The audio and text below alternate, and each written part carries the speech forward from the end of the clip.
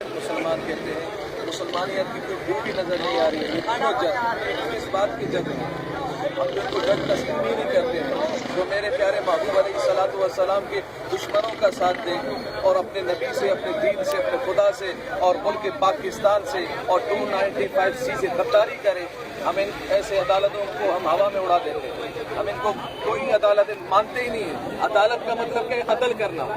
اس دنیا میں سب سے بڑا ظالم اور دہشت گرد کون ہے؟ جو میرے نبی پاک صلی اللہ علیہ وسلم کی گستاخی کرتا ہے. شرم آنی چاہیے ان ججوں کو. یورپی جج ہو تو میرے نبی کی عزت کو سمجھیں اور یہ ظالم لوگ عزت کو نہ سمجھیں اور بری کر رہے ہیں. اس بنا پر بری کر رہے ہیں.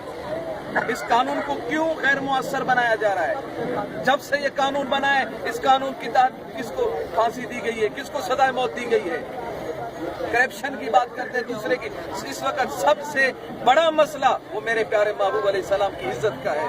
اور یہ بھول ہے ان کی کہ 2 منٹ